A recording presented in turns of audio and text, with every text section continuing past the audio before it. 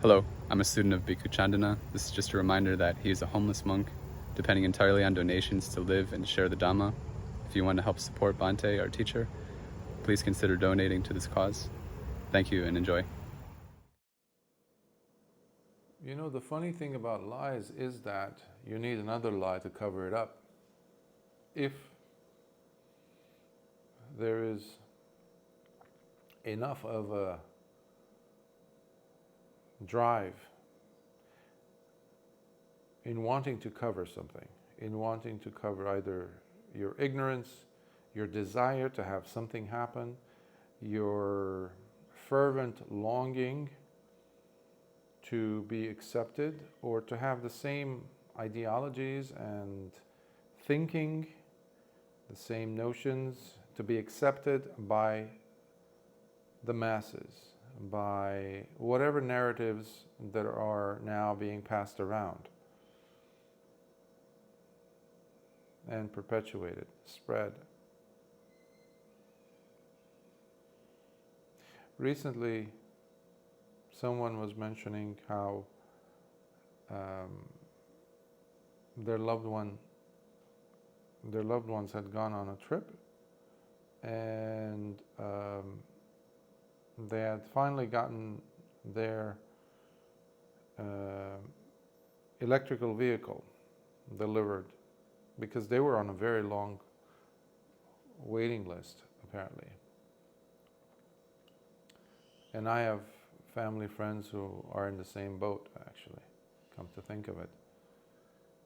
From what I heard last year or so, they were on a long waiting list to get their hybrid or electrical vehicle. Okay.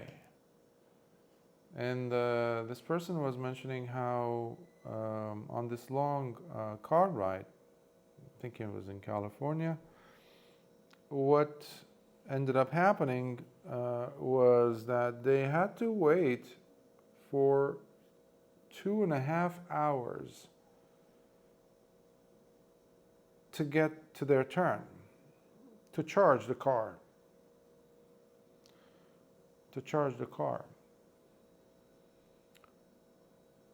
You know, for years I've been, since the 80s, when I used to watch this, on TV and news, this is the future, solar panels on top of rooftops of the cars. There were competitions between universities, I think MIT and other universities and institutes were having their students, engineering students, etc., compete as to who can come up with the most efficient, powerful, as in absorbing enough of solar energy that could be converted into mechanical energy to have the car run on an engine that's, let's say, X amount of horsepower to push it through, so it could be compatible with a car, let's say, that is a fast-moving car. So it's not a horse-drawn carriage. And people from those days, they were saying, well, it's a long way. It's a long way for us to get to solar panels. I guess somewhere along the line, somebody thought, well, why don't we just get some batteries installed in the car that would cost so much money and that would take so much time and energy, manpower, actually children's power, because children are the ones who are mining it, are carrying it up and down hills in what we call third world countries, in different parts of the world. Lithium batteries, if they have new ones. So basically they're mining it, and they give a child $1 a day for their hard labor that no human being, not even an adult, is supposed to be enduring that much torture. So basically that gets to a place, and that's carried some other place and refinery this place, which takes a lot of cleaning up. You need fossil fuels to run those factories that will process the lithium, and then that would be taken by trucks, countless trucks moving in and out of environments, perhaps forested areas that, surrounded by nature, forest. And eventually it finds itself to a port somewhere, or maybe some train lines, railroads and things. And then it gets to be shipped in most cases, just like they do with crude oil and the gasoline that you get in your vehicle, or into those charging stations, the electricity that comes there. And that actually took such a long time. So many different modes of transportation were involved, all of which pretty much rely on crude oil, fossil fuels basically, including the electrical car that these people ended up waiting for 2.5 hours with children in the car in daytime, in the hot summer, waiting in a long line of other energy saving, climate protecting, climate saving, and all that other nonsense. 2.5 hours to get what? So that they could get the car charged again. This was my curiosity. Charged by what means? Well, it looks like a nice, it's like a modern, like the Jetsons type of a thing, like wow, so like futuristic. Over there, it's like the petrol or gas station. This one is not a gas station because we are more civilized, because I paid over 90 grand for this car. At least. So I have this. Look at that charger, this and that. But where is that charger, this funky looking handle with where's it coming from? It comes through generators, which sometimes are very close by, either underground or close by, that are run on diesel generators. Fossil fuels are running your car, as far as I know, as far as I've looked into this. That should make any reasonable, rational-minded person to pause for a second and ask, well, what was that all hoopla about? What was that? What is this? Why was I on a waiting list to get this car? Why did I even fill out the application to get this car? Why am I paying so much money? And by the way, charging station is not free. Also, you have to pay for that.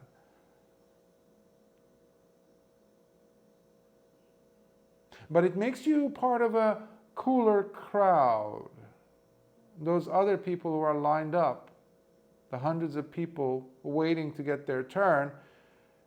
Yes, it's inconvenient, but hey, the sense of, wow, I'm doing something for humanity, I'm doing something for Earth, I'm doing something for climate change. That nonsense.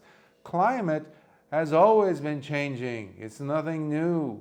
You have to be an idiot to think that the climate suddenly overnight is changing. It's a joke. But what is this? The whole thing is being driven by the same forces that have been driving this planet into chaos. Every few months there's some idiotic new narrative that's being pushed around.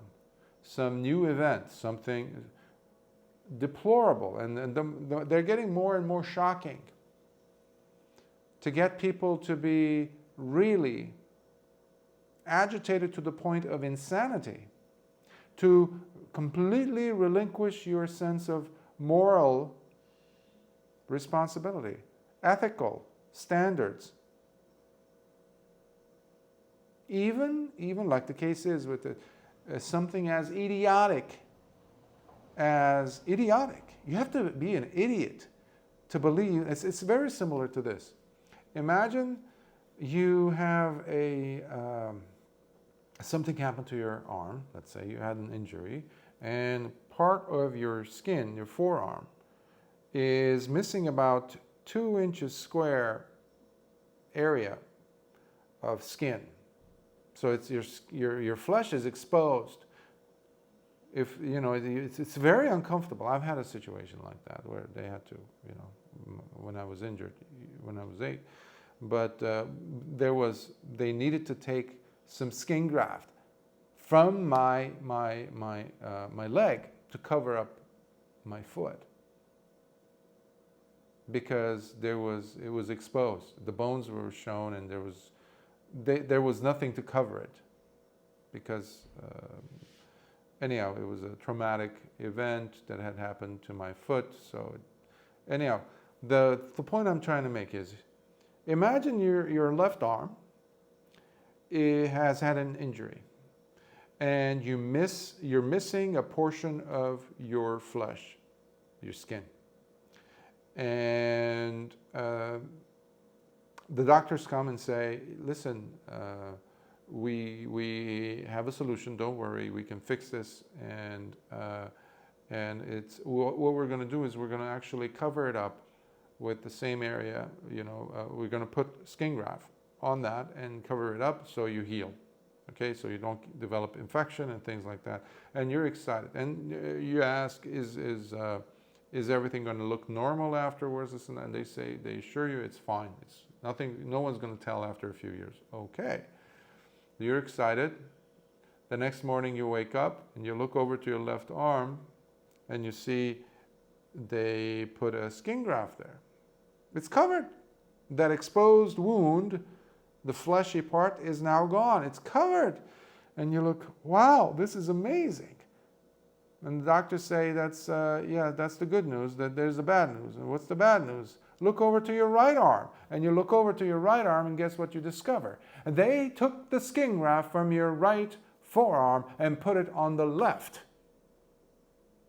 The right forearm that didn't have the wound. That is exactly what's happening here. When people drive electrical vehicle, or they say, oh yeah, the CO2, I'm saving CO2. What are you talking about, CO2? CO2 emissions. You have hundreds, if not thousands, of scientists that have been yelling, screaming at the top of their lungs, legitimate scientists that are saying, well-known, renowned, some of them have actually won Nobel Prizes and all, top in their fields, saying this whole thing is a sham. What's happening? What's happening? We shouldn't be, but then you're not going to hear them on mainstream media.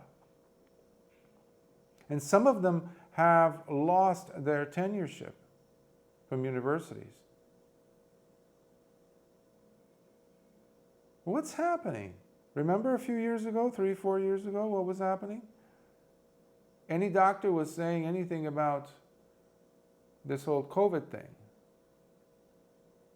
What's happening? What's, our immune system covers it. Take it easy. And now they're discovering that the numbers were extremely inflated.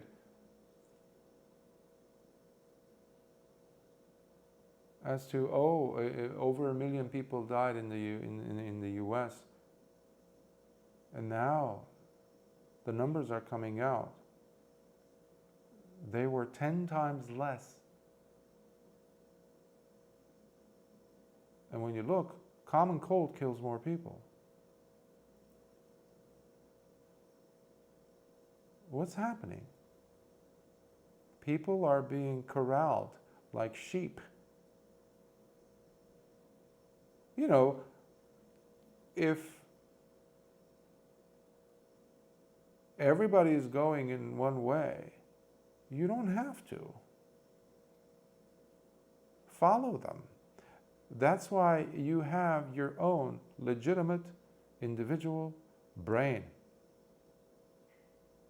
to use. And that's why every single person is responsible in this Dhamma and discipline, in this path we call Buddhism. And you don't have to be a Buddhist to use logic, okay? It's everyone's right to use their brain power, their conscience, if you will, some standards of living, which humanity is becoming more and more depleted of. So you don't have to follow the herd because other people are doing it or they're promoting it. When I was a layman, even as a teenager, I would hear people talking about this movie coming out. Or they would go and they would come back and say, let's say after the weekend's over, they would say, oh, did you go see this movie? Did you go see this movie? Oh, it was great, it was great. And I would ask, what kind of a movie was it? Like, how was it? I heard about it too, because it was on billboards, let's say. And they would describe, the theme of the movie, this and that. And then it wouldn't attract me at first. And after asking around, I was okay, fine. I would find time and I would go. And then I'm sitting there watching the movie. This was also happening in my 20s as well, I think. Yeah, come to think of it. And then I would just be like, why am I even here? This is not even a good movie. I'm struggling to make the script, the screen, writers work, the screenplay work, the acting work. I'm trying to convince myself that this is a good story, or the acting is good, or that the movie is good. My time is not being wasted here, basically. Well, what kind of a movie is that then? If you're working harder than the director, than the actors, than the writers, etc., etc., etc. What am I doing? I'm doing one thing for sure. I'm wasting time. I'm wasting valuable brain power. I'm wasting energy. But now, what we've been doing is we've been wasting our lives as humanity. We have been sacrificing many things. We have been sacrificing our integrity. Integrity is not something that you can sacrifice, or you should sacrifice. Or it's for you to sacrifice, because when you do that, other people lose as well. When you sacrifice your integrity, you are taking away the protection that others have from you. True protection.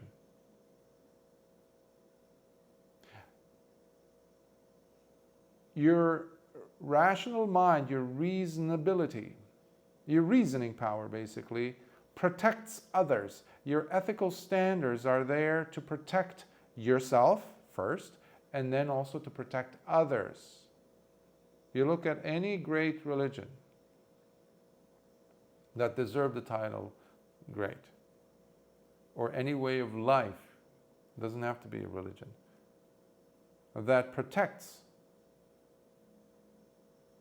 that is geared, that is centered around virtue.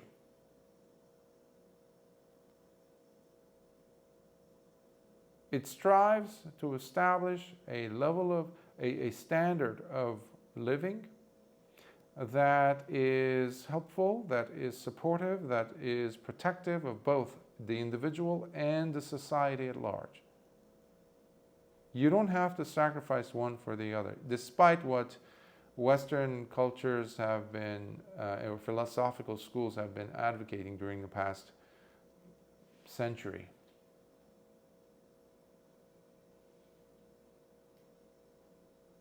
And what you've been seeing in communists happen, where the individual's rights are to be sacrificed for the good of the many. that is not virtuous in that sense. But what we've been sacrificing is something so utterly personal, so attached, at one with our well-being, our welfare, and our very future as a species. Common sense. You know, when I was in my university years, I would see things in my life and my daily life and the environment, my work environment. I would come across situations where I would see this, the absence of common sense in some individuals. So, as I would walk away from that scene, I would tell myself, well, at least I have my common sense. Majority has common sense. Majority of the public has common sense. At least people's virtue might fluctuate, their ethical standards might fluctuate, but at least human beings have some common sense. Every day I discover that that is not being the case. Because this is something I haven't seen being mentioned. Maybe I haven't come across it, but the connection between common sense, rational mind, and the moral standards of a society or ethical standards of a society. See, you might not like the word morality. You might think of it as a very prudish statement, something that, that's so beneath you. Oh, morality, it's so antiquated. It's disgusting. It's like from the, Dark Ages. It's like so biblical, so this or that, backward people or demented people or uncultured people practice it. But I guarantee one thing. You, as being a person who is so above moral or ethical standards, when you go home, you have a lock on your door. You have a door. You have a lock on your door, which you lock. You have probably an alarm system.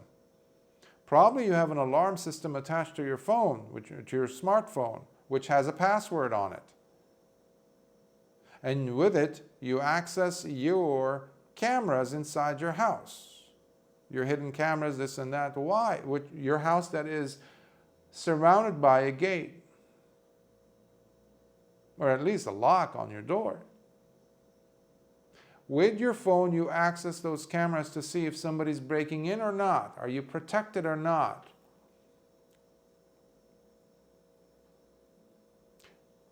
Hypocrisy through and through, because you are practicing morality, quote unquote. Why? Morality is there to protect you. It's a guard. It's a guard against our stupidities and our proclivities and our lack of restraint. Because you might feel like, I'm gonna do whatever I want. I'm gonna do whatever I want. Yeah?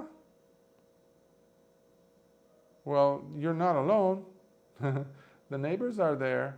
People walking on the street are there, and they want to go inside and check out what's inside your house. They also want to do whatever they want. Right? So while you're driving, somebody could come outside, knock on your door when you're at the stop sign and say, "Excuse me, sir, excuse me, ma'am, it's time for me to take over. Please step out of my vehicle, and now it's your turn to go over there and wait at the bus stop." And you get up and you let them get in, and they drive away with your Lexus or Tesla or something. Would you do that? or somebody comes with a gun and forces you out. So restraint is another word for having ethical standards, which now is also supposed to be, it's always been supposed to be part of using common sense. So this is just, the electrical thing I was mentioning, It's just a lie, another lie. If it were coming directly from some, and we do have different types of zero energy power. I mean, Tesla, the actual Tesla, Nikola Tesla had, not just him, others as well, have discovered. There's scientific evidence of this. How many patents were held by him? Many of the technologies we use come from him, but not just him. Before him, we had this. So there is this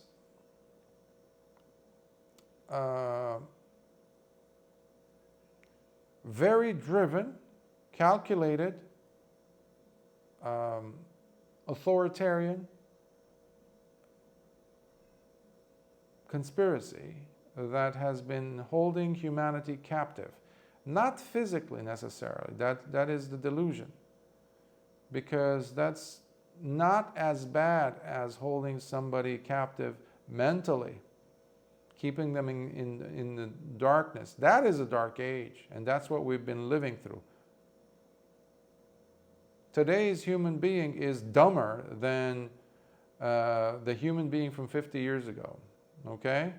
But it gives us the illusion that because we know how to use a smartphone or identify a few apps, that we're smarter. No, absolutely not. I can tell you as a person who taught for over a decade, a high school teacher, and then a university teacher, professor, I could tell you that during the time of the last 20 years, there's been a major drop in the intellectual quotient, the IQ in that sense, and definitely also with the EQ, emotional one, which is even more important, of humanity. And that's in my lifetime.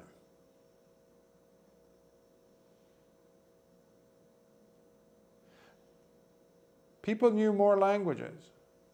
My grandfather knew 7. My dad knew 5 languages.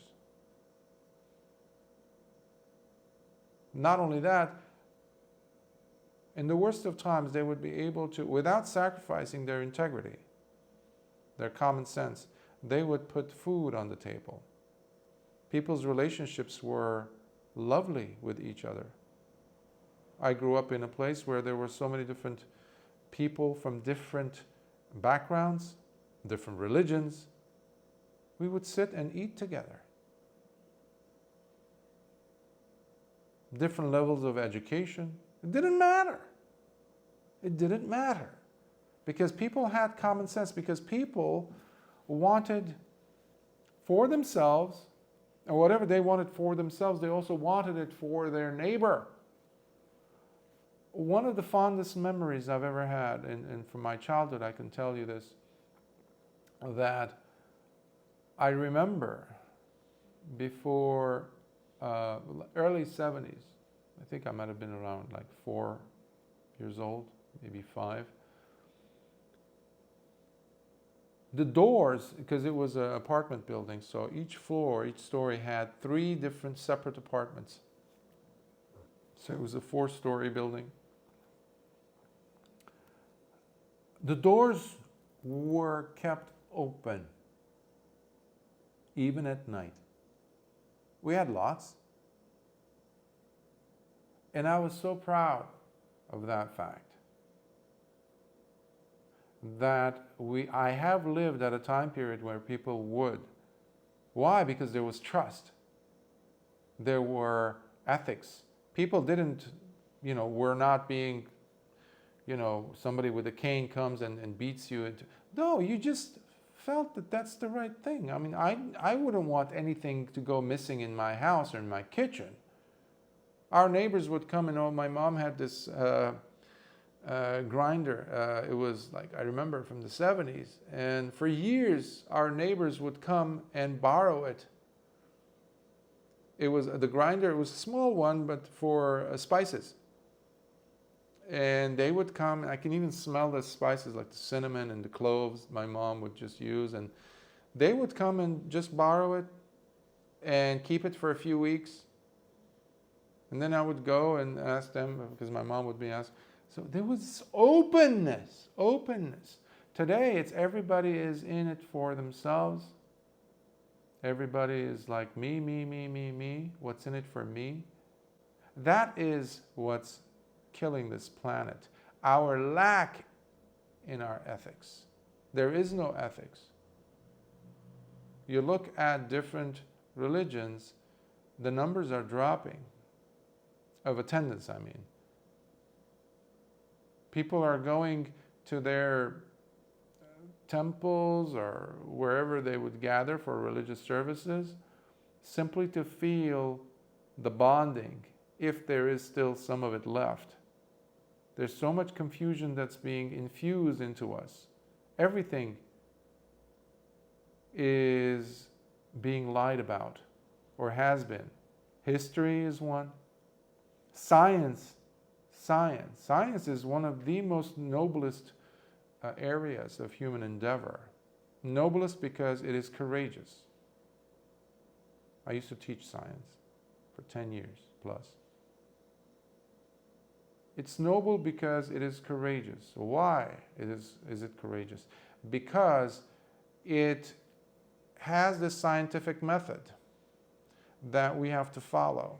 If somebody comes up with a hypothesis, we need to apply a series of steps to look at it, to gather data, to experiment, and whatever the data gives us from our observations, that we do it in an unbiased way, we collect that data, that is what we present. It might be the same as our initial hypothesis, or it might not. A scientist is not attached to their original hypothesis. So basically, they are willing to forego their position, give up, based on what they discover. That's why it's courageous. That's why it's honest. That's why it's beautiful. If it is being conducted that way. Today, most of the scientific institutions are not, because they are run by these huge foundations, so-called foundations, which is a fancy word for corporations, which is a fancy word for some elites or elitists who have so much money, and they also want to dictate the direction of humanity, the sciences, health, medicine, and everything else, including history, as I was saying. What is being taught in universities, at universities with students. So basically, they are chiseling the minds of populations and the new generations to come. That's why you're getting dumber and dumber and dumber generations of human beings. Not just intellectually dumb, but ethically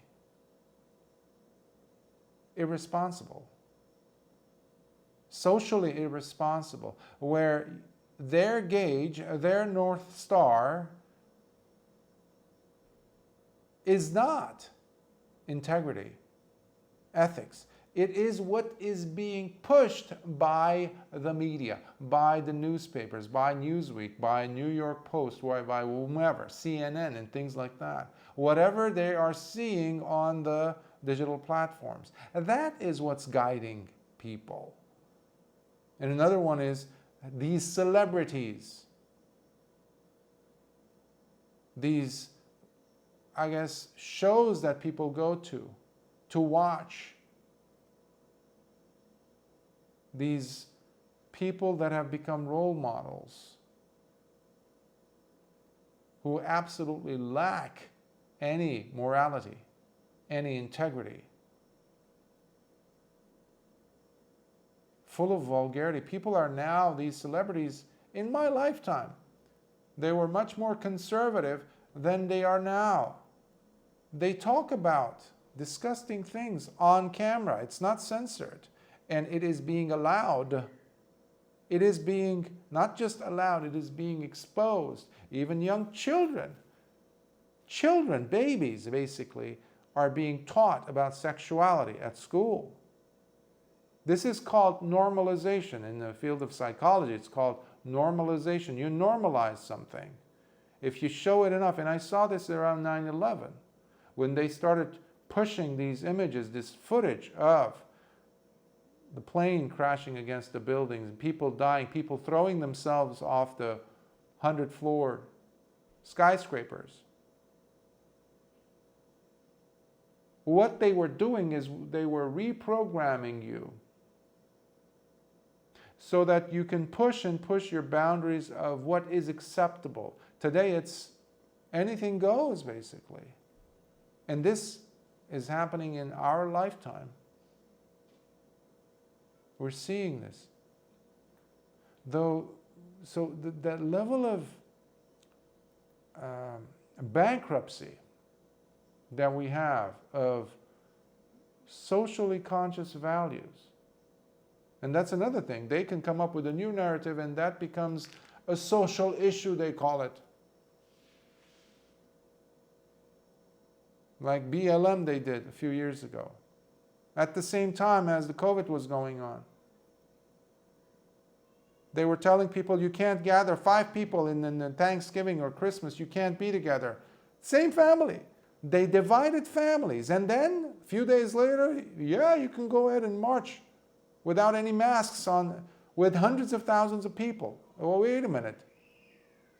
This creates cognitive dissonance. This creates confusion. This creates, and under the false pretense that they're doing something to bring justice. These are all tricks. Divide and conquer, divide and conquer. So what do we do? Stop taking sides and breathe.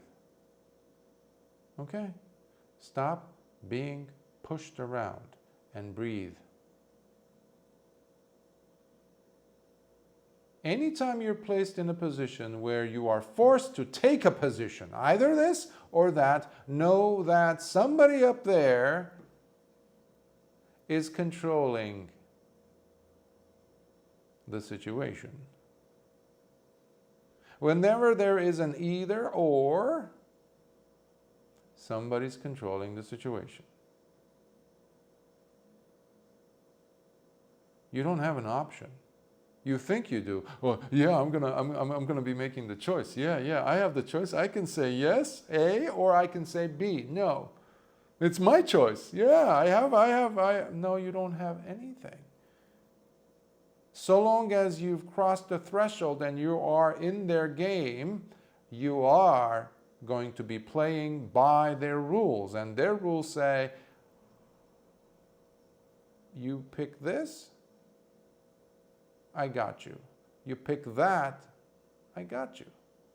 So it's a zero-sum game, I think that's what it's called. But you lose. Unless you step out from this craziness, this madness, this insanity. Use common sense. I'm not going to be covering one wound by taking flesh, healthy flesh from my other arm to put it on this one, because now instead of one, I have 2 open wounds as far as I'm concerned. And that's what we're doing. But guess what?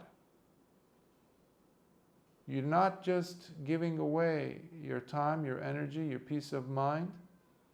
You're giving away your working hours. Your wages, you're giving it away. You're giving away your time.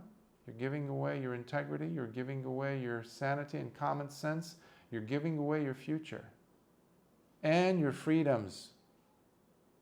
And your freedoms. plural. Since 9/11, we've lost so many of our rights.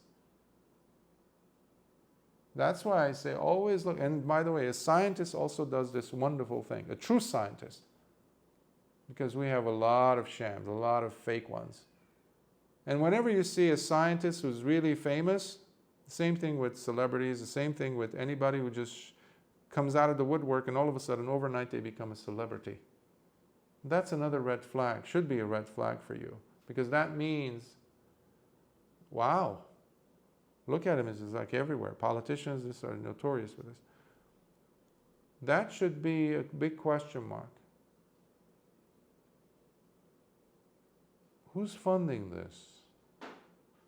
Okay? That should be. If somebody suddenly comes on to the, famous people overnight, famous writers, famous, and then you see them on one interview panel, on another, and another, and another. Everybody wants to interview this person. Hobnobbing with rich and famous people, and everybody's like, yeah. That's dubious stuff right there. That should be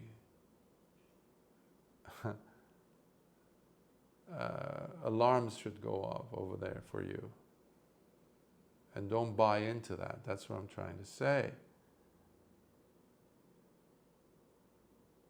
So looking at the avoidance of these extremes. A true scientist looks at patterns, sequences of events, and doesn't just look at it with a microscopically. He pulls away, or she pulls away, to see the bigger picture. What has been happening alongside of this? This is all the basic distraction. Distraction.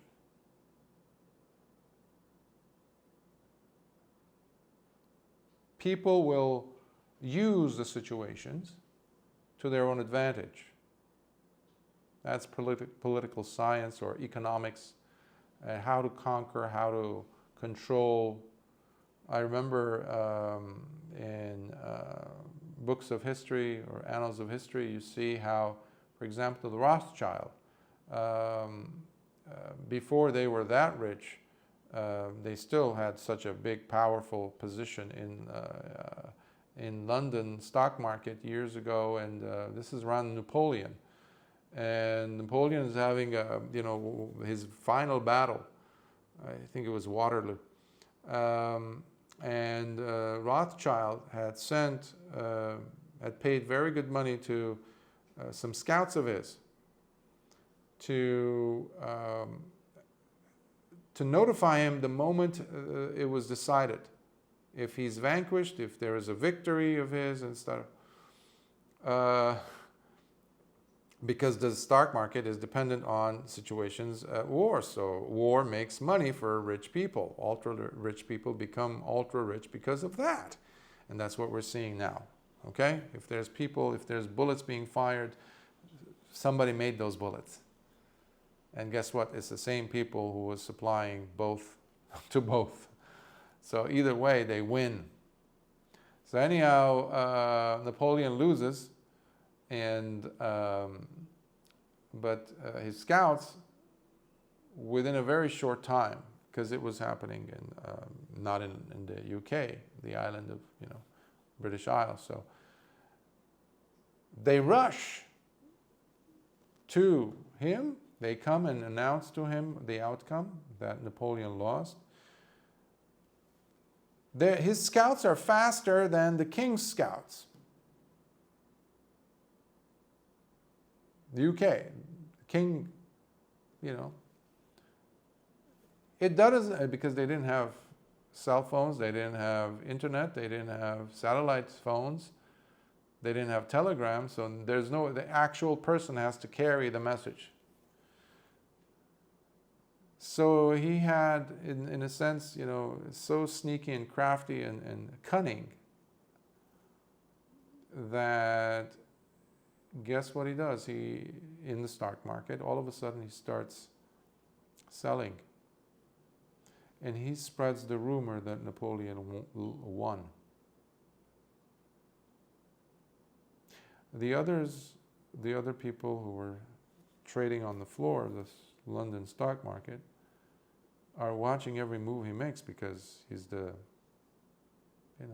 this is not like conspiracy theory, this is a fact, it's there, everyone can find out for themselves.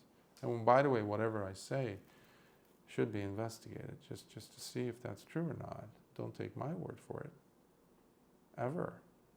You won't be practicing common sense and critical thinking, and definitely science, if you don't do that. You must investigate for yourself. These are the truths that I have come across, I have understood, I have seen. And guess what? He sells stocks left and right intentionally, though. That was his step one. That throws everyone else in panic mode, because he pays some people to spread the rumor that yes, Napoleon won and he's coming. So now whatever you have, sell it so that you can get something for all your money, all your possessions, all your assets, something. So liquidate, sell. But it was done in a very strategic manner. So everybody sells, and guess what he does? He switches gears. He buys everything. He buys, as they say, stocks that were so valuable, but dirt cheap. He buys them as they're nothing, pennies. And that's how he ends up owning the entire country and other assets. Now you fast forward 150, 200 years, whatever, forward, and you come to this world of ours, the situation. That's exactly what's happening. Chaos. He created chaos. That strategy has been working. It's been working in the First World War. It's been working in Second World War. It's been working now. And it will work again in the future. This is a system that is unfailing for them. But humanity is being sacrificed. Their humanity first, because these people become monsters, to themselves, because they are wasting such an incredibly valuable asset, the greatest asset that they ever possess, and that is being born as a human, having such incredible means of wealth and resources, which they do. However, without the moral compass, ethical standards, all that will eat you alive, the person. And that's what we have. That's why we have these celebrities that go crazy after some time, or rich people. They don't know what to do with it. All that attention, all that wealth, they're untouchable. Or these politicians. That's why they're just empty inside. Extremely porous. There's nothing inside that you can call valuable.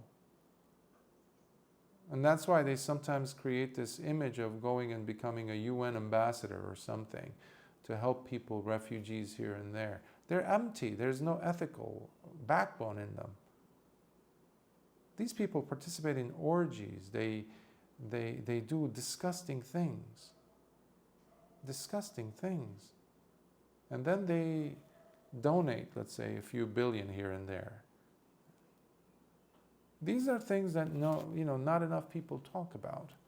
Or if they talk about it, it's in a conspiratorial type of a thing, and there's a lot of nonsense that goes on. But my thing is to help people to stop fooling themselves. Stop fooling ourselves with the narratives that we keep being exposed to. Don't make those narratives your narratives. Because look at the pattern. It's the same thing repeating.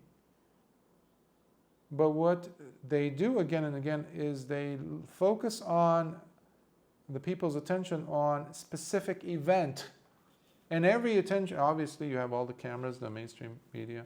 You want to fix society, by the way? Get rid of mainstream media. Shut it down.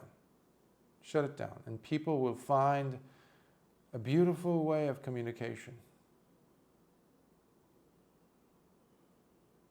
Don't read those newspapers, those news articles. Don't.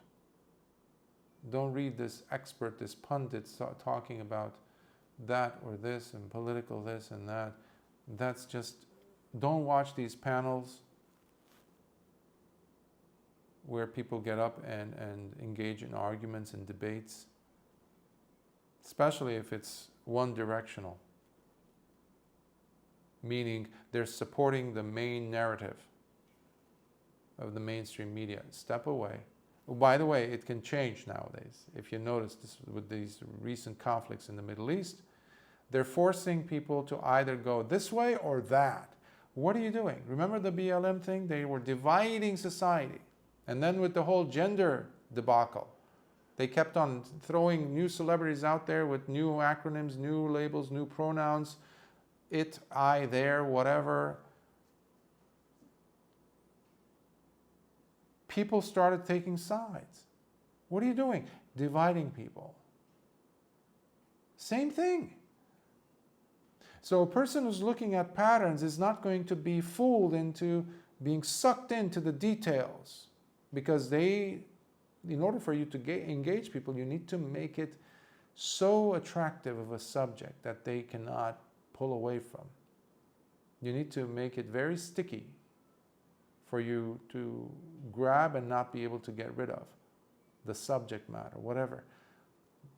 One must resist that and pull away and see what's happening, what's like that Rothschild person did. No ethical standards, lies through and through. But that's, you can have ethical standards in business. You don't have to sacrifice your morality to become a successful businessman. But look at the standards of others and your standards. If I'm going to stay a millionaire and not be a billionaire because I'm sticking to my moral standards, you're still a millionaire. So this is where we have to check the level of greed, the level of ignorance, and the level of hatred, because these things go together. This is a threesome. This is the triple poisons that Lord Buddha always would talk about. This is within the heart of a person. And that's why we practice to remove it in ourselves. We do that, then nothing from the outside will be able to penetrate, because that's the best way of maintaining restraint. Your door is locked nicely, you're safe. So ethics has everything to do with you living with tranquility. It's not the result of bombing others to smithereens, to razing their homes to the ground, obliterating cultures, taking away people's homes and lands, their rights. You will never have tranquility. You will never be rich. You will never have happiness, true happiness. No matter how big of a yacht you order from Germany for yourself, it's never going to be cozy for you. You're doing it for others, to show other people with greed that you have a bigger one than them. And that gives them the impetus to go ahead and buy one that is bigger than yours. One-upsmanship. This is insanity. And that's why people are waiting in line to get the charging station. Because their Honda, their Volkswagen, or whatever car they were driving was perfect. It was taking them, it was nice driving, it would take them from point A to point B nicely, safely. Why did I have to spend over 100 grand to go and wait for over a year or two to get the car, which, by the way, it's just, adds more pizzazz, adds more charisma to the thing, because you can tell others, hey, I'm on wait list to get my electrical car. Anybody who cares about the environment doesn't spend a dime on these things, because you're fooling yourself. You don't have to be part of the agenda. You don't have to be part of, because to be part of the agenda means you have to give up your integrity, which includes your common sense, which includes your morality. You have to dumb yourself down. Don't let them tell you what to eat, despite the data that they throw at you. Do your own research. Go ahead. And listen to those people who have lived with that lifestyle and see their bodies, how much malnourished they are, despite what they're saying here. They're creating genetically modified meat. They're creating different kinds of stuff they're putting in our bodies, in our air, in our water. Protect yourself, both internally and externally. The best way is to start internally. Work on those three. Whenever you're about to make a decision, check to see if it is promulgated, if it is being impelled, triggered by greed or not. If your decisions, it could be something so minor, it could be huge. If your decisions are motivated by hatred or anger, don't. Decide with a clear heart, clear mind.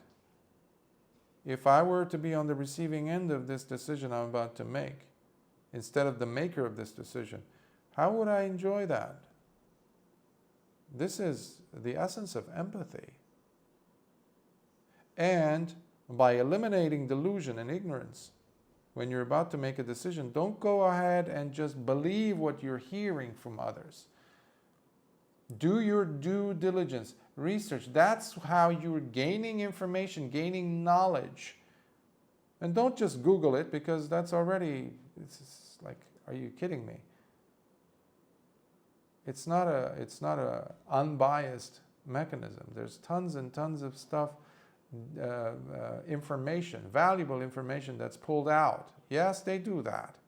They can do that. You have more reliable information in printed books. That's why they're also trying to get rid of those as well from libraries. You have a better chance of finding actual, reliable, verifiable data there than in Google, because it's a filter. So do your own work, legwork, by seeing if you're not sufficiently educated in something. If you have questions, don't buy what people are giving you, feeding you. Truckloads of every day with their narratives.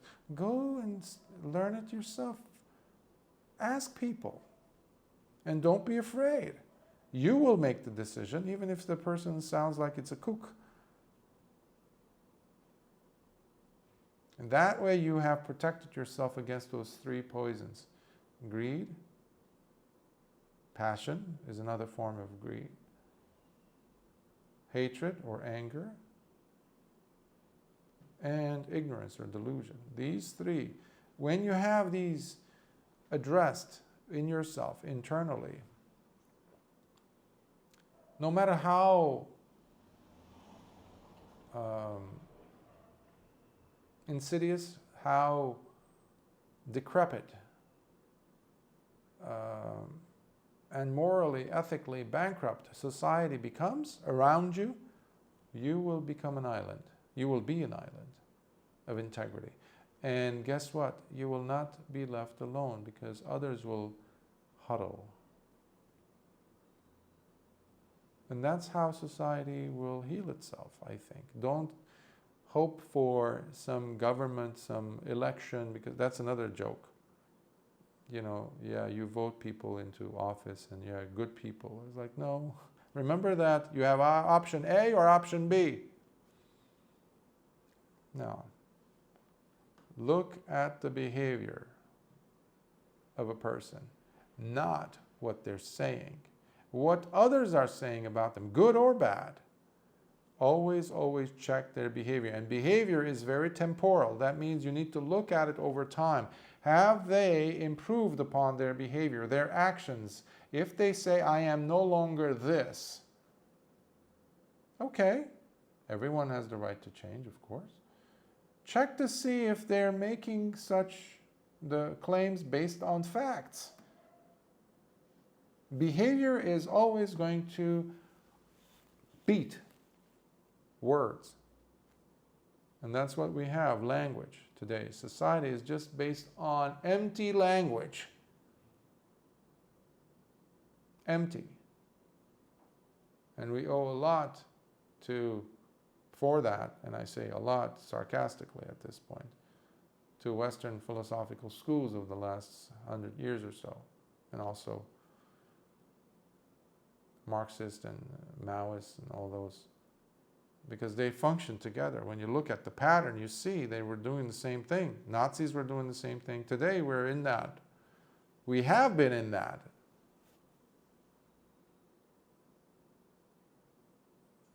But you can be an island. You have your own brain, you have your own heart. Make them count, at least for yourself.